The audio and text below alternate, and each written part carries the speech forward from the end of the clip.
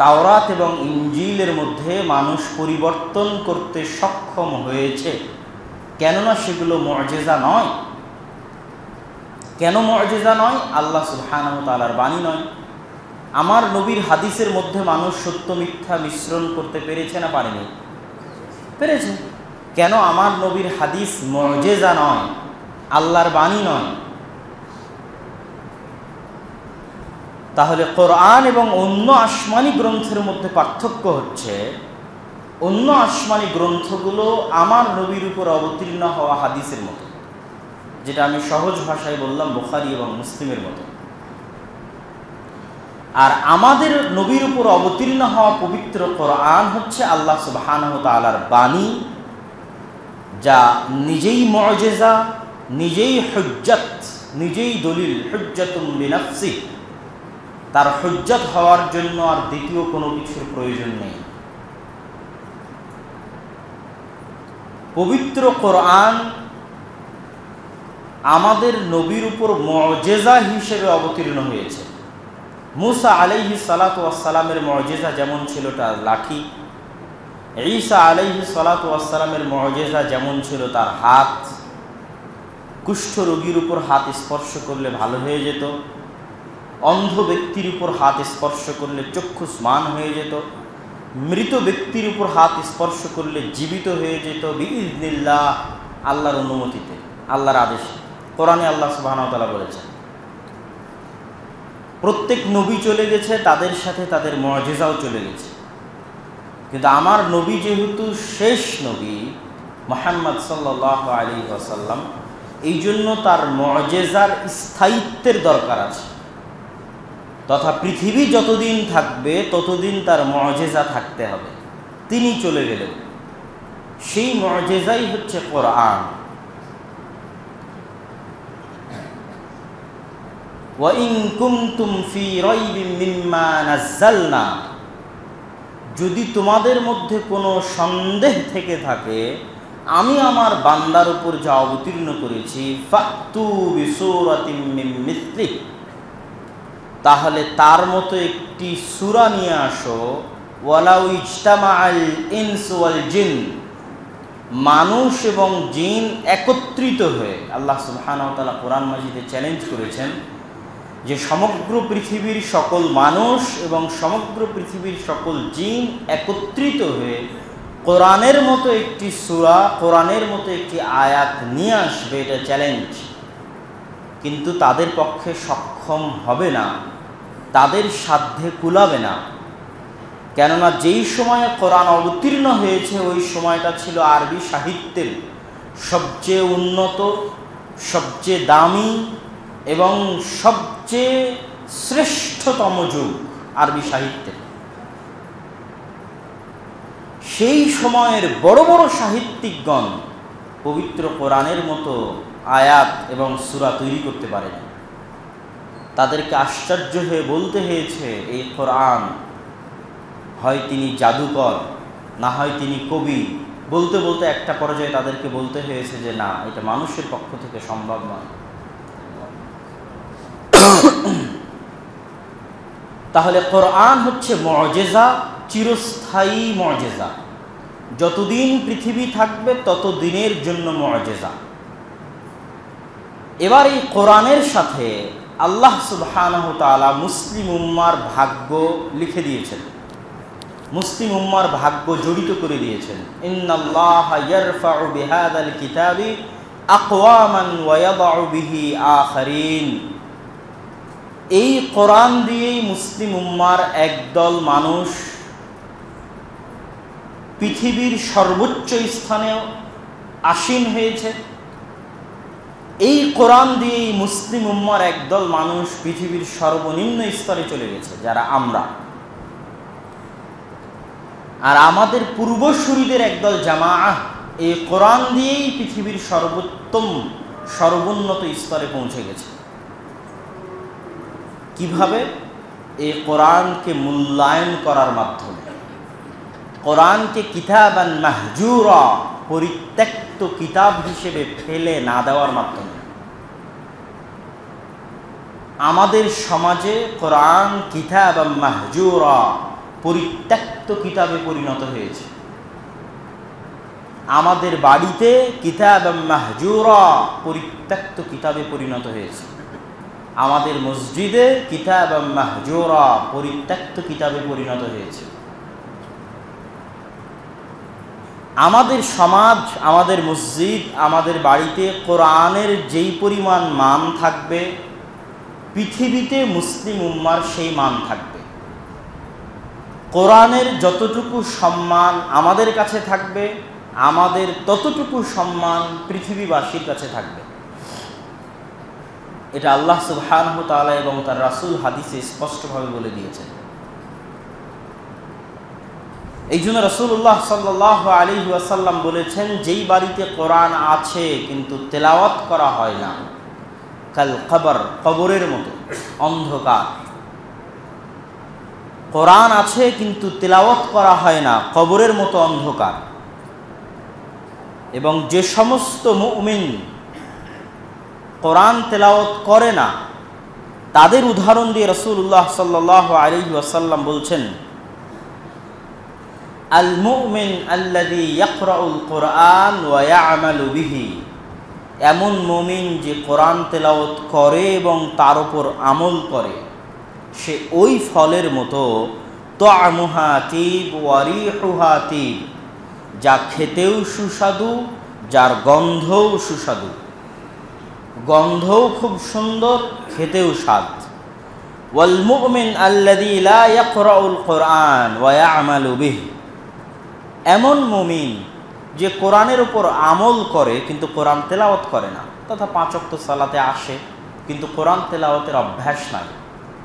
সুদ ঘুষ মুক্ত জীবন যাপন করে কিন্তু কোরআন তেলাওয়াতের অভ্যাস নাই। কাত্তামারাতি তা'মুহা তিবুন লা রিহা লাহ, এমন খেজুরের মতো যার স্বাদ আছে কিন্তু গন্ধ নাই।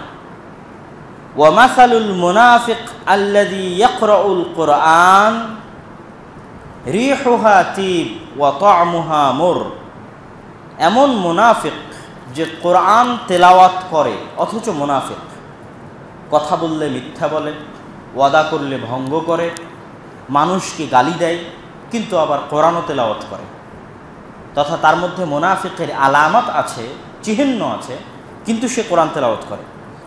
কার রায়হানা রিহুহা তিব ওয়া তা'মুহা মুর, এমন ফলের মতো যেই ফলের গন্ধ আছে কিন্তু গন্ধ সুন্দর দেখে মুখে দিতে গেলে তিতা লাগবে, ধোঁকা খাবে।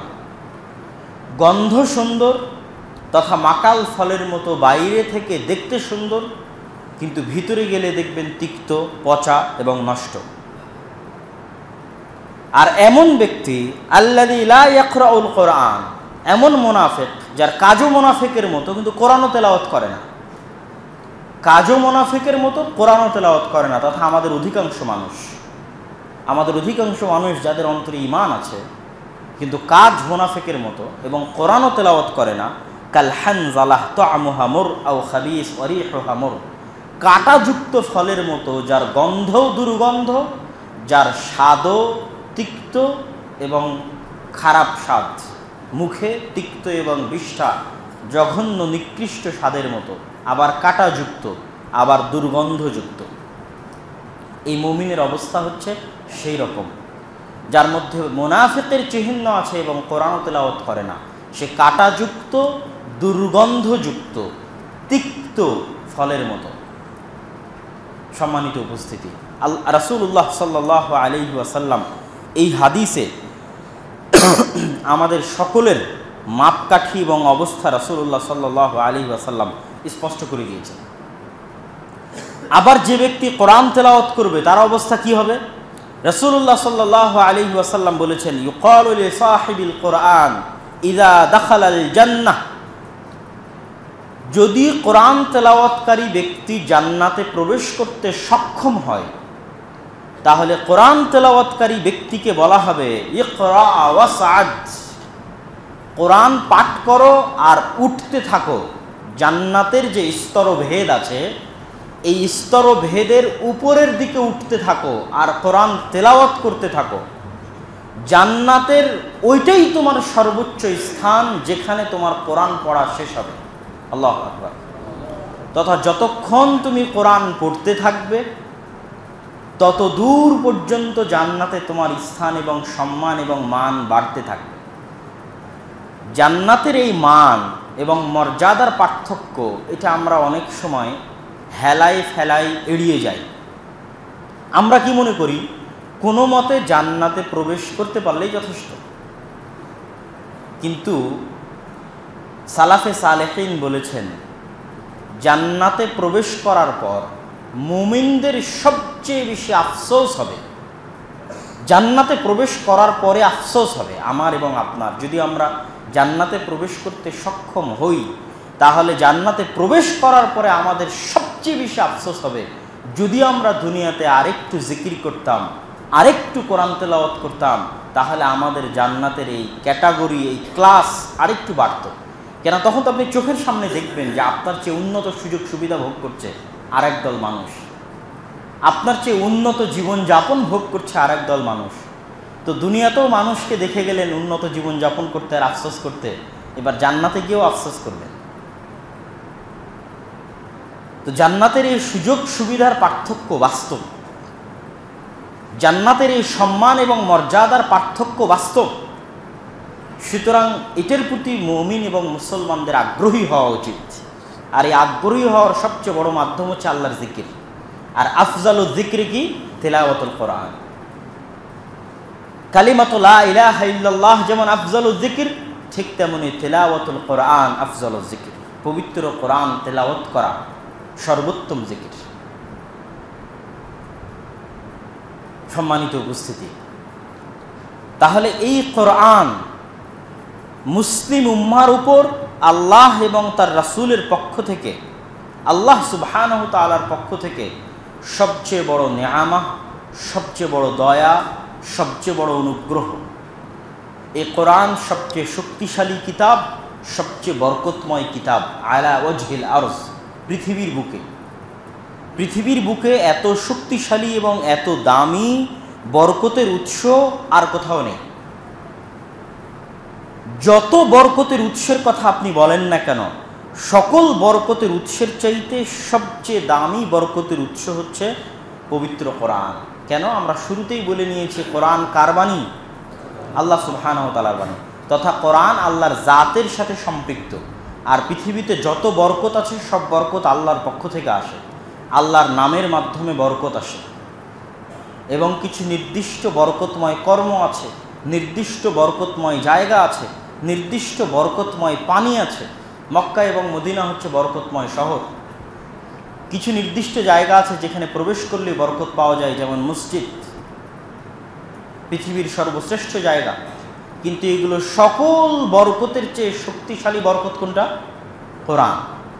কেননা মক্কা বা মদিনা বা জমজমের পানি বা মসজিদ আল্লাহ সুবহানাহু ওয়া তাআলার জাতের সাথে ডাইরেক্টলি কানেক্টেড নয়। এগুলো দুনিয়াতে মানুষে তৈরি করেছে। কে তৈরি করেছে? মানুষ তৈরি করেছে। কাবা মানুষ তৈরি করেছে, ইব্রাহিম এবং ইসমাইল মানুষ। কিন্তু কোরআন কি মানুষ তৈরি করেছে? কোরআনের সম্পর্ক সরাসরি আল্লাহ সুবহানাহু ওয়া তাআলার জাতের সাথে, কালামুল্লাহ। এই জন্য কোরআনের ফজিলত, কোরআনের রহমত এবং কোরআনের বরকত সবচেয়ে শক্তিশালী এবং সবচেয়ে ব্যাপক। কিন্তু আমরা হতভাগা যে আমাদের বাড়িতে কোরআন থাকার পরেও, আমাদের সমাজে কোরআন থাকার পরেও, আমাদের মসজিদে কোরআন থাকার পরেও আমাদের পক্ষে সম্ভব হয় না যে আমরা একটু কোরআন পড়ে দেখব এবং আমরা একটু কোরআন শুনে দেখব। সম্মানিত উপস্থিতি, কোরআনের বরকতের কয়েকটা প্রমাণ আপনাদেরকে বলি। আপনারা জানেন যে রমজান মাসের গুরুত্ব এবং ফজিলত, আপনারা যখনই রমজান মাস আসে তখনই আপনারা রমজান মাসের গুরুত্ব এবং ফজিলত সম্পর্কে শুনে থাকবেন। লাইলাতুল কদর যখন আসে, লাইলাতুল কদরের গুরুত্ব এবং ফজিলত সম্পর্কে শুনে থাকবেন। কিন্তু আমি আপনাদেরকে রমাজানের বক্তব্য বলেছি এবং আজকেও সংক্ষিপ্ত আকারে বলে যাচ্ছি যে রমাজানের যে পুরো রমাজানের বরকতের যত ফজিলতের যত হাদিস আছে, লাইলাতুল কদরের যত বরকত এবং ফজিলতের যত হাদিস আছে, এগুলো সবগুলোই কোরআনের কারণে। লিল কোরআন, কোরআনের কারণে, কোরআনের ফজিলতে, কোরআনের বরকতে। শাহরু রমাদান আল্লাযী উনজিলা ফীহিল কোরআন। রমাজান এত শ্রেষ্ঠ কেন? রমাজানে কোরআন অবতীর্ণ হয়েছে। তাই কোরআনের বরকতে একটা মাসকে সর্বশ্রেষ্ঠ মাস করে দেওয়া হয়েছে। কেন? ওই মাসে কোরআন অবতীর্ণ হয়েছে এই জন্য। ইন্না আনজালনাহু ফি লাইলাতুল কদর, লাইলাতুল কদরি খায়রুম মিন আলফি শাহর, 1000 মাসের চেয়ে উত্তম করা হয়েছে লাইলাতুল কদরকে। ঘোষণা করা হয়েছে কার বরকতে? কোরআনের বরকতে। এটা কোরআনের সম্মান। কোরআন যেহেতু ওই রাতে অবতীর্ণ হয়েছে, এই জন্য কোরআনের সম্মানে ওই রাতকে 1000 মাসের চেয়ে শ্রেষ্ঠ ঘোষণা করা হয়েছে। কোরআন যেহেতু রমজানে অবতীর্ণ হয়েছে, এই জন্য কোরআনের সম্মানে রমজানকে শ্রেষ্ঠতম ইবাদতের জন্য শ্রেষ্ঠতম মাসে পরিণত করা হয়েছে। তাহলে কোরআনের যে ব্যক্তি এবার নিজে কোরআন পড়বে তার অবস্থা কি হবে? সে কতটা বরকতের মালিক হবে, সে কতটা সম্মানের মালিক হবে ইহকালে এবং পরকালে। রমজানের যদি এ অবস্থা হয় কোরআনের বরকতে, লাইলাতুল কদরের যদি অবস্থা হয় কোরআনের বরকতে, তাহলে যে কোরআন পড়বে তার কি হবে? এবং উম্মতে মুহাম্মাদি যে সর্বশ্রেষ্ঠ উম্মাহ, তার কারণও হচ্ছে এই উম্মতকে কি দেওয়া হয়েছে? কোরআন দেওয়া হয়েছে। এই উম্মতের কাছে সূরা ফাতিহা আছে, যা মুসা আলাইহিস সালাতু ওয়াস সালামের কওমের কাছে ছিল না। এই উম্মতের প্রতিটা সদস্য সূরা ফাতিহা জানে। আস-সাবা আল মাথানি, যা তাওরাত, জবুর, ইনজিলে অবতীর্ণ হয়নি, যা মুসা আলাইহিস সালাতু ওয়াস সালামের কাছে ছিল না, যা ঈসা আলাইহিস সালাতু ওয়াস সালামের কাছে ছিল না, যা ইব্রাহিম আলাইহিস সালাতু ওয়াস সালামের কাছে ছিল না, অথচ এই উম্মতের প্রত্যেক সদস্যের কাছে আছে। এই সূরা ফাতিহার বরকতে, সূরা বাকারার বরকতে, সূরা আলে ইমরানের বরকতে, কোরআনের বরকতে সর্বশ্রেষ্ঠ উম্মাহ। অল্প ইবাদত করলেও, অল্প হায়াত হলেও তাদের চেয়ে বেশি নেকি পাবে কোরআনের নেকিতে, কোরআনের বরকতে। এবং আমাদের নবী মুহাম্মদ সাল্লাল্লাহু আলাইহি ওয়াসাল্লামও সর্বশ্রেষ্ঠ নবী, কেননা তার উপর কোন কিতাব অবতীর্ণ হয়েছে? কোরআন অবতীর্ণ হয়েছে। রাসূলুল্লাহ সাল্লাল্লাহু আলাইহি ওয়াসাল্লাম বলছেন, মাজতামাআ কওমুন ফি বাইতিন মিন বুয়ুতিল্লাহ আযযা ওয়া জাল্লা ইয়াতলুনা কিতাবাল্লাহ ওয়া ইয়াতাদারাসুনা বাইনাহুম ইল্লা নাযালাত আলাইহিমুস সাকিনাহ ওয়া হাফফাতহুমুল মালায়েকা ওয়া গাশিয়াতহুমুর রাহমাহ ওয়া যাকারাহুমুল্লাহ ফি মান ইনদাহু ওয়া মান আবতা বিহি আমালুহু লাম ইউসরি বিহি নাসাবুহু। মাজতামা কওমুন ফি বাইতিন মিন বুয়ুতিল্লাহ, এই সারা পৃথিবীর যে কোনো প্রান্তে, যে কোনো মসজিদে, বাইতুম মিন বুয়ুতিল্লাহ, আল্লাহর ঘরগুলোর যে কোনো এক ঘরে, সারা পৃথিবীর যে কোনো প্রান্তে, আল্লাহর যে কোনো এক ঘরে আল্লাহর বান্দা এবং বান্দিরা যদি একত্রিত হয়, ইয়াতলুনা কিতাবাল্লাহ, আল্লাহর কোরআন শিখার জন্য এবং শিখানোর জন্য, ইয়াতাদারাসুনা বাইনাহুম, পরস্পর সেই কোরআন পড়ে এবং পড়ায়, ইয়াতাদারাসুনা বাইনাহুম, পড়ে এবং পড়ায়, ইল্লা নাযালাত আলাইহিমুস সাকিনাহ, আসমান থেকে তাদের উপর সাকিনাহ, প্রশান্তি অবতীর্ণ হবে তাদের হৃদয়ের উপর, ওয়া হাফফাতহুমুল মালায়েকা, এবং ফেরেশতারা তাদেরকে ঘিরে ধরবে। কিছু ফেরেশতার এটাই দায়িত্ব দেওয়া আছে যে তারা পৃথিবীতে চলতেই থাকে শুধু এটা দেখার জন্য কোথায় 2টা 5টা 10টা মানুষ একত্রিত হয়ে কোরআন পড়ছে এবং পড়াচ্ছে। এটাই কিছু ফেরেশতার দায়িত্ব দেওয়া আছে। এখন আপনি কল্পনা করেন আমরা তাদের মধ্যে কিনা। হাজার হাজার লক্ষ লক্ষ মুসলমান কয়জন দিনে কোরআন পড়ে, কয়জন সকালে কোরআন পড়ে? তাহলে ওই ফেরেশতা খুঁজতেই থাকে কোথায় একদল মানুষ একত্রিত হয়ে কোরআন পড়ছে এবং পড়াচ্ছে। আমরা কি তাদের মধ্যে?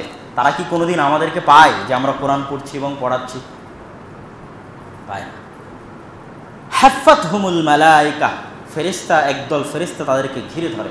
ওয়া গাশিয়াতহুমুর রাহমাহ, এবং আল্লাহর রহমত তাদের উপর অবতীর্ণ হয়। ওয়া যাকারাহুমুল্লাহ ফি মান ইনদাহ, আর আল্লাহ তাদেরকে স্মরণ করেন তার আশেপাশে যারা আছে তাদের কাছে, তথা আল্লাহর আশেপাশে যে সমস্ত ফেরেশতা আছে তাদের নিকটে আল্লাহ স্মরণ করেন এই কওমকে, এই জাতিকে, যারা একত্রিত হয়ে কি পড়ছে? কোরআন পড়ছে। ওয়ামান আবতা বিহি আমালুহু লাম ইউসরি বিহি নাসাবুহু, যার আমল তাকে পিছে করে দিল, তার বংশমর্যাদা, তার রাজনৈতিক ক্ষমতা তাকে কিয়ামতের মাঠে এগিয়ে দিতে পারবে না। এটা হাদিসের শেষ বাক্য। যার আমল তাকে পিছে করে দিল, তার বংশমর্যাদা, তার ধন দৌলতের পাওয়ার, তার রাজনৈতিক ক্ষমতা তাকে এগিয়ে দিতে পারবে না।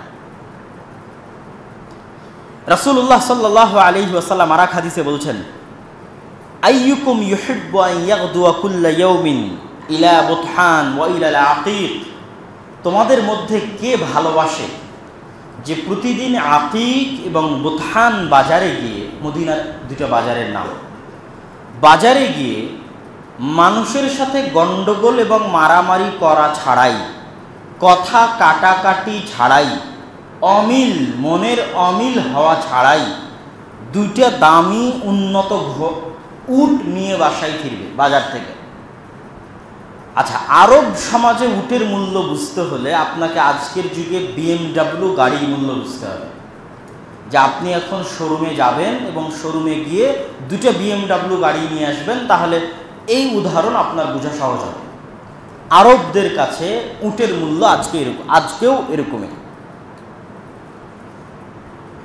কে না চায় যে হ্যাঁ সে শোরুমে যাবে এবং দুটো সবচেয়ে দামি মোটরসাইকেল, দুটো সবচেয়ে দামি গাড়ি সে উঠিয়ে নিয়ে আসবে। তখন রাসূলুল্লাহ সাল্লাল্লাহু আলাইহি ওয়াসাল্লাম বলছেন, আফালা ইয়াগদু আহাদুকুম ইলাল মসজিদ ফায়ালামু আও ইয়াকরা আয়াতাইন মিন কিতাবিল্লাহি আযজা ওয়া জাল্লা, তোমাদের মধ্যে কেউ কি পারে না যে সকাল সকাল মসজিদে যাবে, নিজে কোরআনের দুটো আয়াত শিখবে এবং মানুষকে কোরআনের দুটো আয়াত শিখাবে, দুটো আয়াত সমান দুটো উট, তিনটা আয়াত সমান তিনটে উট, চারটা আয়াত সমান চারটে উট, তথা সে যত আয়াত শিখবে আর যত আয়াত শিখাবে তার আয়াত সমপরিমাণ তত সে উট। তথা আজকের বাজারে যদি আপনি মনে করেন দামি মোটরসাইকেল, দামি গাড়ি, BMW গাড়ি, তাহলে ঠিক আছে। তাহলে রাসূলুল্লাহ সাল্লাল্লাহু আলাইহি ওয়াসাল্লাম কোরআনের একটি আয়াত শিখা এবং শিখানোকে কতটা গুরুত্বের সাথে আমাদের মাঝে পেশ করেছে।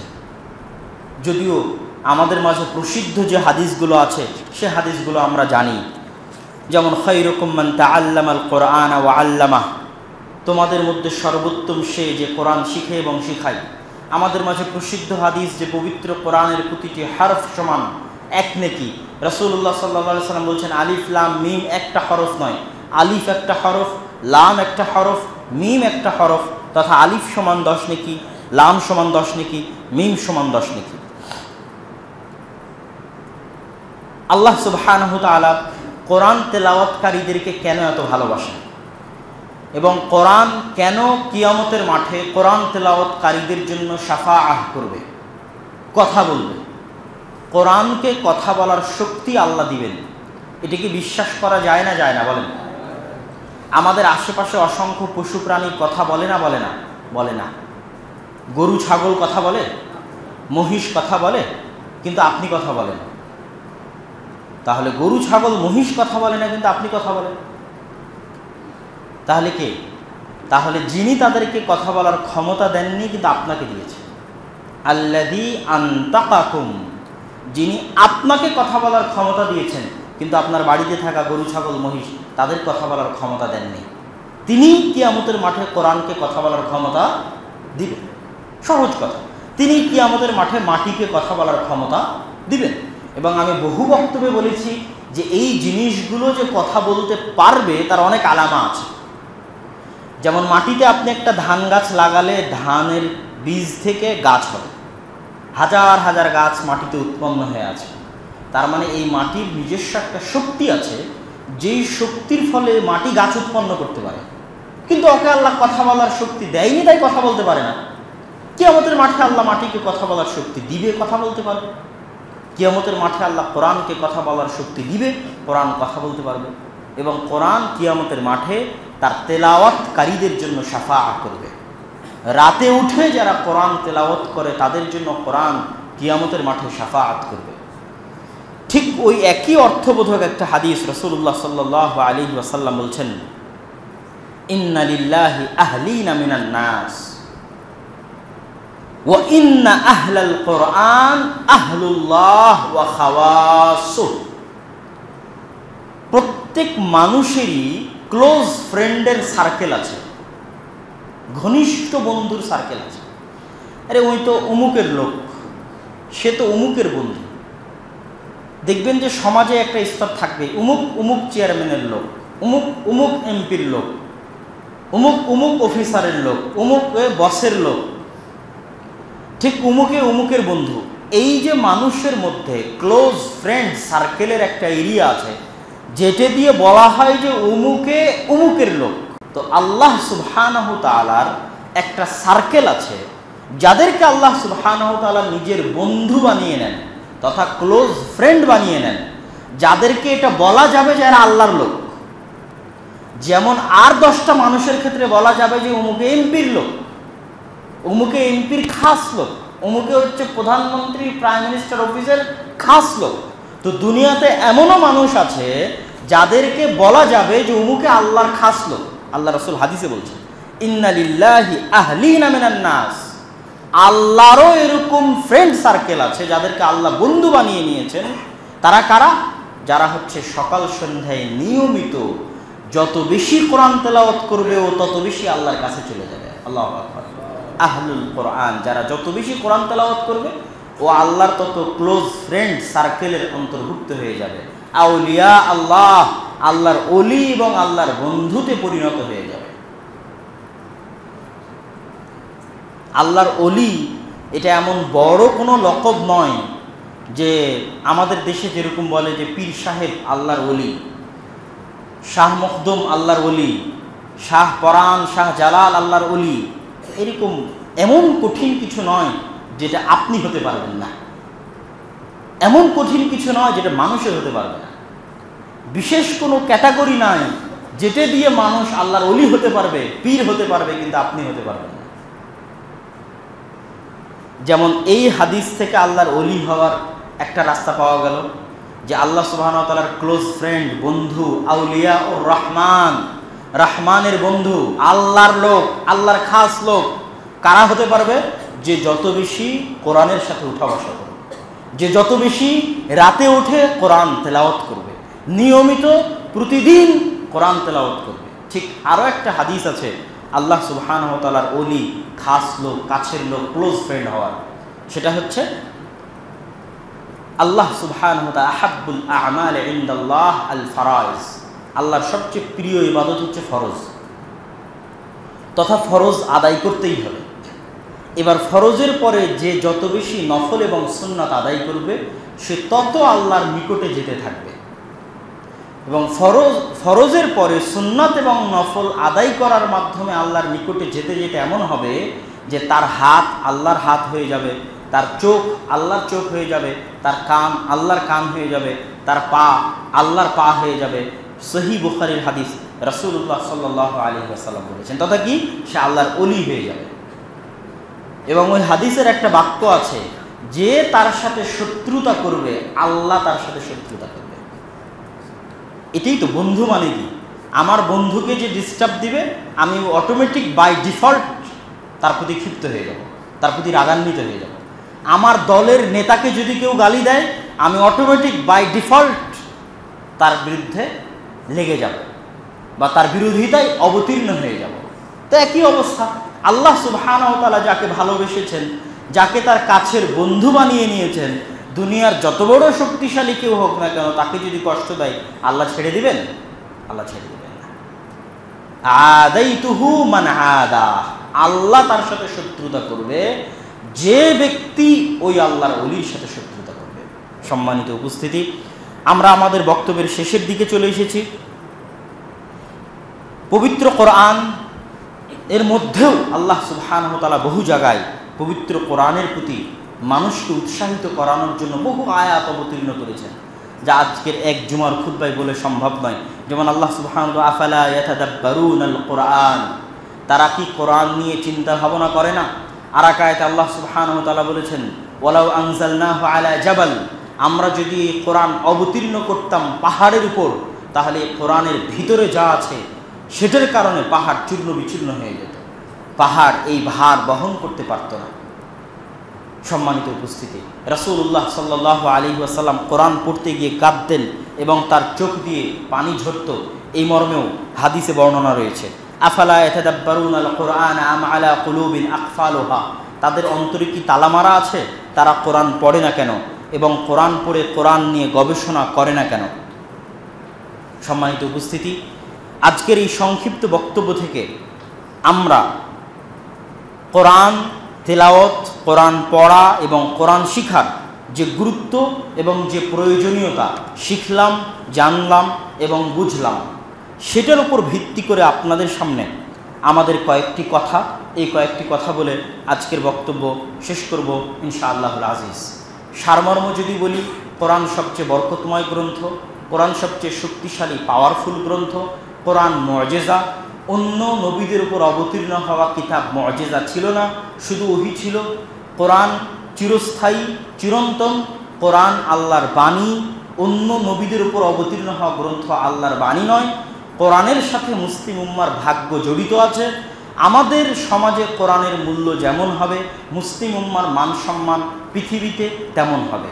এবং কোরআন পড়া আমাদের উপর অপরিহার্য কর্তব্য, কোরআন তেলাওয়াত করা আমাদের উপর অপরিহার্য কর্তব্য, কোরআন শিখা আমাদের উপর অপরিহার্য কর্তব্য।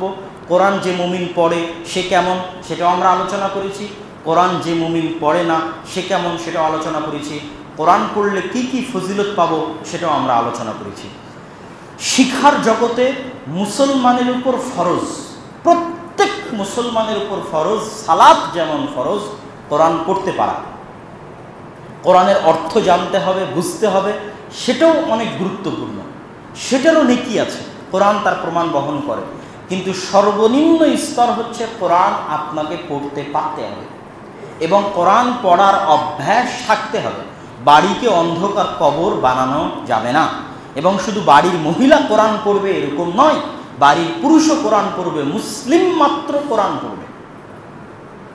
এবং এই কোরআন শিখা এবং শিখানো আমাদের জরুরি জিম্মেদারি এবং কর্তব্য। দুঃখজনক হলেও সত্য যে আমরা মুসলিম দেশ দাবি করলেও আমাদের দেশের সরকারি কোনো সিলেবাসে আমাদের সন্তানদের কোরআন শিখানোর কোনো ব্যবস্থা রাখা হয়নি। যে আমার ছেলে স্কুলে ভর্তি করলাম, সে অটোমেটিক কোরআন শিখবে, সুতরাং আমি নিশ্চিন্ত, আমি দায়িত্বমুক্ত, যে স্কুলেই যাক না কেন কোরআন শিখতে পারবে। যেটা ধরেন সৌদি আরবের যে স্কুলে আপনার সন্তানকে ভর্তি করান না কেন, কোরআন যেহেতু বাধ্যতামূলক, অটোমেটিক শিখতে পারবে।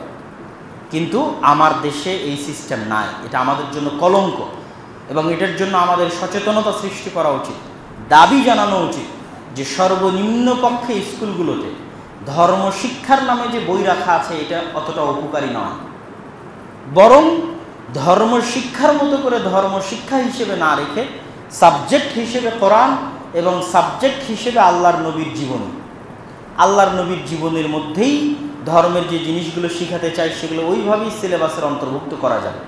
কিন্তু ওই ফিকহের বইয়ের নামে জাস্ট ধর্ম শিক্ষা একটা সাবজেক্ট দিয়ে এবং মৌলিক কোনো বেসিক জ্ঞান তৈরি হয় না, এটা একটা লস প্রজেক্ট। তো যেহেতু সরকারি সিলেবাসে নাই, সেহেতু আপনার সন্তানকে কোরআন শিখানোর দায়িত্ব আপনাকে নিতে হবে এবং প্রত্যেক মসজিদকে ওই মসজিদের আশেপাশে মুসলমানের পরিবারের সমাজের কোরআন শিখানোর দায়িত্ব নিতে হবে। আমাদের আজকের যে দাওয়াতি সফর, আমরা দেশব্যাপী যে দাওয়াতি সফরের কার্যক্রম শুরু করেছি ফি সাবিলিল্লাহ, আল্লাহ সুবহানাহু ওয়া তাআলার সন্তুষ্টির উদ্দেশ্যে, সেই কার্যক্রমের মূল লক্ষ্যই হচ্ছে কোরআন শিক্ষা বিষয়ে সচেতনতা তৈরি করা। আপনারা যারা শুনছেন আপনাদের মধ্যে সচেতনতা তৈরি করা, আপনারা যারা আজকে উপস্থিত হয়েছেন তাদের মধ্যে সচেতনতা তৈরি করা এবং এটার গুরুত্ব বোঝানোর জন্য সফর। কেন আমি আসছি ফি সাবিলিল্লাহ? শুধু এটার গুরুত্ব বোঝানোর জন্য, যেন আপনি বুঝেন যে আপনি আমাকে হাদিয়া দিয়েও, ডেট নিয়েও নিয়ে যেতে পারেন না, কিন্তু আমি আজকে আপনার কাছে হাদিয়াও চাইনি, ফি সাবিলিল্লাহ ফিরে আসছি আপনার মসজিদে এবং আরও অসংখ্য মসজিদে যাব, অথচ মানুষ ডেট নেওয়ার জন্য ফোন দিচ্ছে কিন্তু আমি তাকে ডেট দিচ্ছি না, অথচ সে আমাকে গাড়ি দিবে, পাথর দিবে, সকল কিছু দিবে, কিন্তু আমি স্বেচ্ছায় আপনার কাছে আসছি, গোদাগাড়ির মানুষের কাছে আসছি, বাসুদেবপুরের মানুষের কাছে আসছি, এটার গুরুত্ব বুঝাতে, তথা আমার আশাটাও এটার গুরুত্ব বুঝাতে যে কোরআন শিক্ষা কার্যক্রম প্রত্যেক মসজিদে, প্রত্যেক মুসলমানের সন্তানের জন্য থাকতে হবে, থাকলে আরও ভালোভাবে সেটাকে চালু করতে হবে, অ্যাক্টিভ করতে হবে, যেন কোনো মুসলমানের সন্তান কোরআনবিহীন বড় না হয়। যেন কোনো মুসলমানের সন্তান কোরআনবিহীন প্রজন্ম যেন আমরা না দেখি। এই আন্দোলন, এই সংগ্রাম প্রত্যেক মুসলমান। নিজে কোরআন শিখা এটাও আপনার দায়িত্ব, সন্তানকে কোরআন শিখানো এটাও আপনার দায়িত্ব, মসজিদে কোরআন শিক্ষার ব্যবস্থা করা এটাও আপনার দায়িত্ব। যে মসজিদে আছে সেখানে আরও যত্ন নেওয়া, আরও ভালোভাবে চালু করা, যে সকল মুসলমানের সন্তান আসে কিনা, কেন আসে না, কিভাবে নিয়ে আসা যায়, কেমনে তাদেরকে ভালো শিক্ষা দেওয়া যায়, আর যদি চালু না থাকে তাহলে কিভাবে চালু করা যায়। এই সচেতনতা তৈরি করার জন্যই আমাদের এই সফর আদ-দাওয়া ইলাল্লাহর পক্ষ থেকে। এবং আমাদের এই পুরো সফরে বিভিন্নভাবে বিভিন্ন সময়ে আমরা কোরআন কেন্দ্রিকই আলোচনা করব। যেমন কোরআন কেন্দ্রিক আলোচনা হয়তো বিভিন্ন রকম হতে পারে, যেমন কোরআনের গুরুত্ব তাৎপর্যের উপর আলোচনা হলো। আর একবার কী হতে পারে, কোরআনের সরাসরি কোরআন থেকে তাফসির হতে পারে, সূরা ফাতিহা থেকে তাফসির হতে পারে, সূরা বাকারা থেকে তাফসির হতে পারে। তথা কোরআন কেন্দ্রিক আলোচনা হবে মানে একই রকম আলোচনা হবে এরকম নয়। তথা এই পুরো সফরে কোরআন কেন্দ্রিক আলোচনা হবে, সেটা কোরআনের গুরুত্বের উপরও হতে পারে, কোরআন থেকে তাফসিরের উপরও হতে পারে। এবং প্রতিটি আলোচনায় আমরা চেষ্টা করব আলাদা আলাদা আলোচনা করার, কিন্তু মূল লক্ষ্য এবং উদ্দেশ্য হচ্ছে কোরআন শিখতে হবে, কোরআন শিখাতে হবে, মসজিদে বক্তব্য প্রতিষ্ঠা করতে হবে।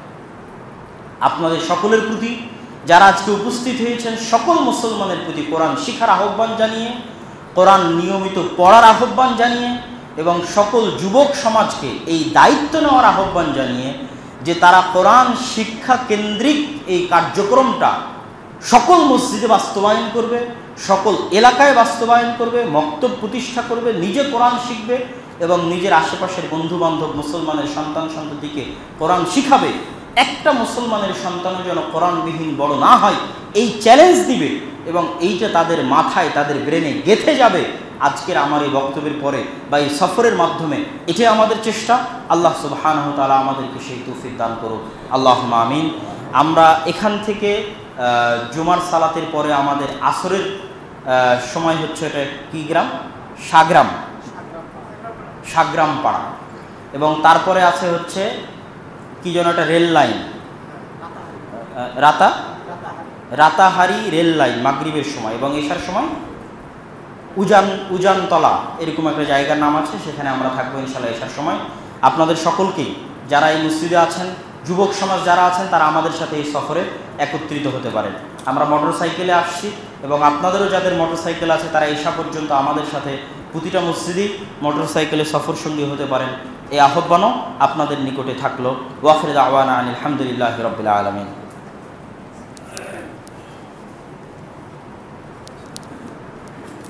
الحمد لله وحده والصلاة والسلام على من لا نبي بعده يا أيها الذين آمنوا صلوا عليه وسلموا تسليما اللهم صل على محمد وعلى آل محمد كما صليت على إبراهيم وعلى آل إبراهيم إنك حميد مجيد اللهم بارك على محمد وعلى آل محمد كما باركت على إبراهيم وعلى آل إبراهيم إنك حميد مجيد ربنا ظلمنا أنفسنا وإن لم تغفر لنا وترحمنا لنكونن من الخاسرين ربنا آتنا في الدنيا